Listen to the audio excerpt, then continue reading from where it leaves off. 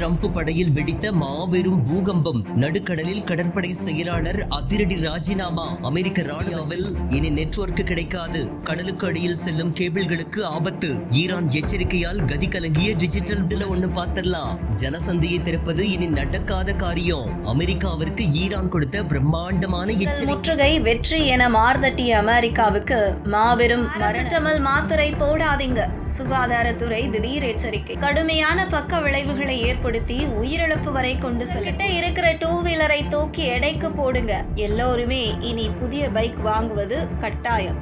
மத்திய அரசின் திட்டம் அமலுக்கு வரப்போகுது. பிளவு. ஹார்முஸ் ஜலசந்தியில் ஈரானுக்கு எதிராக அமெரிக்கா மாபெரும் கடல் முற்றுகையை நடத்தி வரும் இந்த உச்சக்கட்ட பதற்றமான வேளையில் அமெரிக்க கடற்படை செயலாளர் ஜான் சி பெலன் என்பவர் ட்ரம்ப் நிர்வாகத்திலிருந்து அதிரடியாக வெளியேறியுள்ள ஒரு செய்தி உலகத்தையே அதிர வைத்துள்ளது. கடற்படை செயலாளர் ஜான் சி பெலன் பதவியிலிருந்து விலகுவது உடனடியாக அமலுக்கு வருகிறது என்று அமெரிக்க பாதுகாப்புத்துறையின் செய்தி தொடர்பாளர் சீன் பார்னல் அதிரடியாக அறிவித்து மாபெரும் அதிர்ச்சியை ஏற்படுத்தியுள்ளார். பெலன் சாதாரண நபர் அல்ல. அமெரிக்க கடற்படை காலாட்படை மற்றும் சிவிலியன் ஊழியர்கள் என சுமார் 10 லட்சம் அமெரிக்க படை வீரர்களை நிர்வகிக்கக்கூடிய ஒரு மிகப்பெரிய பொறுப்பில் இருந்தவர் ஆவார். ஈரானுக்கு எதிராக ஹார்முஸ் ஜலசந்தியில் அமெரிக்க போர்க்கப்பல்கள் நடுக்கடலில் மாபெரும் முற்றுகையை அமல்படுத்தி வரும் மிக முக்கியமான இந்த நேரத்தில் முழு கடற்படைக்கும் பொறுப்பானவர் வெளியேறி இருப்பது ட்ரம்பிற்கு மிகப்பெரிய பின்னடைவாகும். இந்த மாதம் வெளியேறும் இரண்டாவது உயர்மட்ட அமெரிக்க ராணுவ அதிகாரி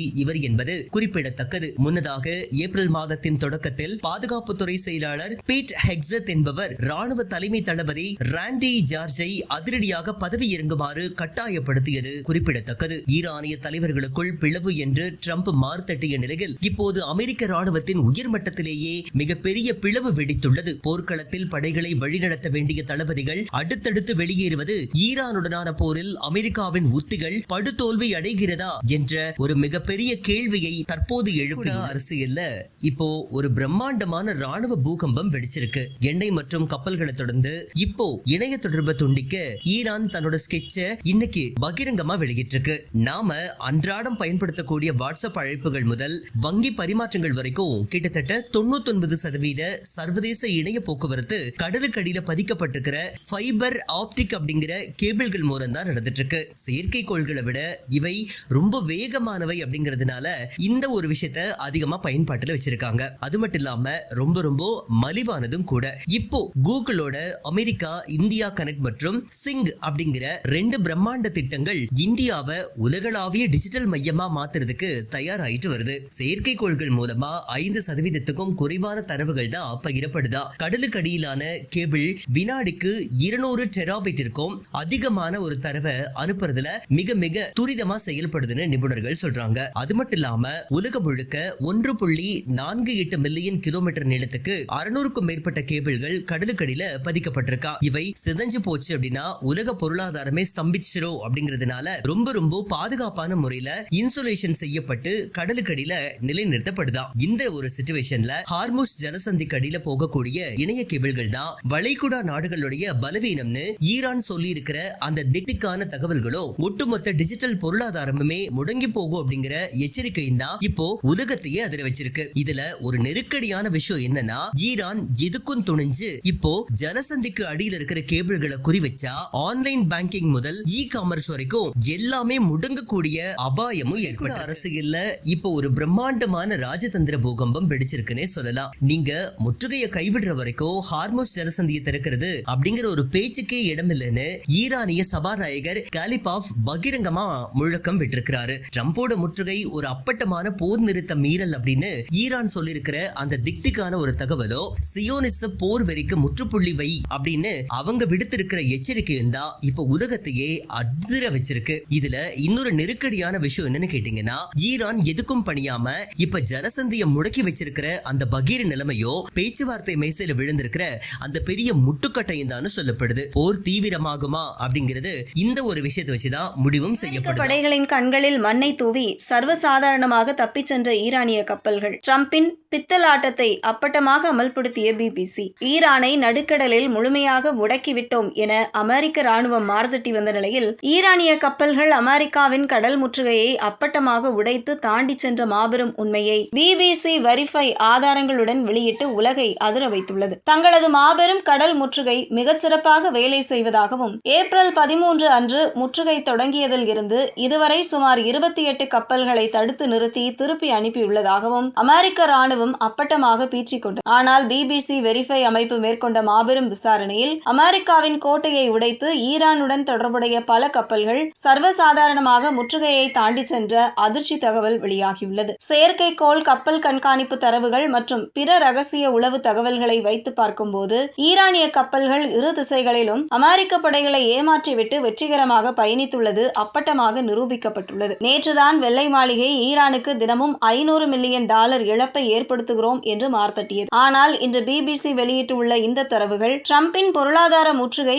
ஒரு ஓட்டை பானை என்பதை உலகிற்கு வெளிச்சம் போட்டு காட்டியுள்ளது. அமெரிக்க போர் கப்பல்களை ஏமாற்றிவிட்டு ஈரான் தனது கடல்வழி வர்த்தகத்தை தொடர்வது வல்லரசான அமெரிக்காவிற்கு நேர்ந்த மாபெரும் ராஜதந்திர மற்றும் ராணுவ அவமானமாகும். ஈரானை முடக்குவதாக நினைத்துக் கொண்டு அமெரிக்கா தன்னைத்தானே உலக அரங்கில் முட்டாளாக்கி கொண்டுள்ளது. கத்திரி வெயில் தொடங்குவதற்கு முன்னரே பல மாவட்டங்களில் வெப்பநிலையானது 100 டிகிரி ஃபாரன்ஹீட்டை கடந்து பதிவாகி வருகிறது. இந்த அதீத வெப்ப சூழலால் பொதுமக்கள் பல்வேறு உடல்நல பாதிப்புகளுக்கு உள்ளாகி வரும் நிலையில் தமிழக சுகாதாரத்துறை மிக முக்கியமான எச்சரிக்கை ஒன்றை விடுத்துள்ளது. பொதுவாக வெயிலின் தாக்கத்தால் உடல் வெப்பநிலை அதிகரிக்கும் போது அதனை சாதாரண காய்ச்சல் என்று தவறாக கருதி பலரும் பாராசிட்டமால் அல்லது ஆஸ்பிரின் போன்ற மாத்திரைகளை உட்கொள்ளும் பழக்கத்தை கொண்டுள்ளனர். இது முற்றிலும் தவறானது என்று பொது சுகாதாரத்துறை அதிகாரிகள் எச்சரிக்கின்றனர். வெப்பவாதம் காரணமாக உடல் சூடு அதிகரிக்கும் போது இத்தகைய மருந்துகளை உட்கொள்வது தற்காலிகமாக வெப்பத்தை குறைப்பது போல தெரிந்தாலும் அவை உடலில் கடுமையான பக்க விளைவுகளை ஏற்படுத்தி உயிரிழப்பு வரை கொண்டு செல்லக்கூடும் என விளக்கமளிக்கப்பட்டுள்ளது. வெப்ப பாதிப்புக்கு உள்ளான ஒருவருக்கு முதலுதவி அளிக்கும் முறைகள் குறித்து அதிகாரிகள் தெளிவுபடுத்தியுள்ளனர். அதீத வெயிலால் யாராவது மயக்கமடைந்தாலோ அல்லது சோர்வடைந்தாலோ அவர்களை உடனடியாக காற்றோட்டமான நிழல் பகுதிக்கு அழைத்து செல்ல வேண்டும். பாதிக்கப்பட்டவரை ஒரு பக்கமாக படுக்க வைத்து தண்ணீர், இளநீர் அல்லது மோர் போன்ற பானங்களை வழங்கி உடல் வெப்பத்தை தணிக்க வேண்டும். மேலும் குளிர்ந்த நீரில் நனைத்த ஈர துணியால் உடலை துடைத்து வெப்பத்தை குறைக்க முயற்சிக்க வேண்டுமே தவிர காரணம் கொண்டும் மருந்துகளை திணிக்க கூடாது. தற்போது விற்பனை செய்யப்படும் பெட்ரோலில் 20% எத்தனால் கலக்கப்படுகிறது. இதை E20 எரிபொருள் என அழைக்கின்றனர். பெட்ரோலில் 20% எத்தனால் கலக்க வேண்டும் என்ற இலக்கு இந்தியாவில் வெகு சமீபத்தில் தான் எட்டப்பட்டது. இதனால் இந்தியாவிற்கு பல்வேறு நன்மைகள் கிடைக்க தொடங்கியுள்ளன. எத்தனாலை இந்தியாவிலேயே உற்பத்தி செய்ய முடியும். கரும்பு மற்றும் மக்காச்சோளம் போன்றவற்றில் இருந்து எத்தனாலை தயாரிக்கலாம். எனவே எத்தனாலை எரிபொருளாக பயன்படுத்தினால் இந்தியாவை சேர்ந்த விவசாயிகளுக்கு பயனுள்ளதாக இருக்கும். E20 எரிபொருள் மூலம் தற்போதே இந்திய விவசாயிகளுக்கு பலன் கிடைக்க தொடங்கிவிட்டது. எத்தனாலை எரிபொருளாக பயன்படுத்துவதன் மூலம் காற்று மாசுபாடு பிரச்சனையையும் குறைக்க முடியும் என்பது இங்கே குறிப்பிடத்தக்கது. எனவே அடுத்த கட்டமாக E85 எரிபொருளை அறிமுகம் செய்ய மத்திய அரசு தயாராகி வருகிறது. அதாவது பெட்ரோலுடன் 85% எத்தனாலை கலந்து தயாரிக்கப்படுவதுதான் E85 எரிபொருளாகும். E85 எரிபொருள் எப்போது பயன்பாட்டிற்கு வரும் என்பது உறுதியாக தெரியவில்லை. ஆனால் இதற்கு சற்று காலம் எடுக்கும் என எதிர்பார்க்கப்படுகிறது. ஏனெனில் தற்போது பயன்பாட்டில் உள்ள வாகனங்களின் என்ஜின்களில் E85 எரிபொருளை பயன்படுத்துவது மிகவும் சிரமம். குறிப்பாக பழைய வாகனங்கள் என்றால் சொல்லவே வேண்டாம். அவற்றின் செயல்திறனில் பாதிப்புகள் ஏற்படலாம். அத்துடன் அதிக எத்தனால் காரணமாக அவற்றின் பாகங்களும் பாதிக்கப்படலாம். எனவே வாகனங்களின் என்ஜின்களின் மிகப்பெரிய அளவில் மாற்றங்கள் தேவை. அத்துடன் தற்போது உள்ள பெட்ரோல் பங்குகளில் E85 எரிபொருளை சேமிப்பதும் சிரமம். அதற்கென தனியாக சேமிப்பு மற்றும் விநியோக அமைப்புகளை உருவாக்க வேண்டும். ஒருவேளை அவசர கதியில் எத்தனால் திட்டத்தை அமல்படுத்தினால் போது மக்கள் வைத்துள்ள எல்லா வண்டிகளையும் காயலாங்கடைக்கு போட்டுவிட்டு புதிய ரக வண்டிகளை வாங்க நேரிடும் என நெட்டிசன்கள் கருத்து தெரிவித்து வருகிறார்கள்.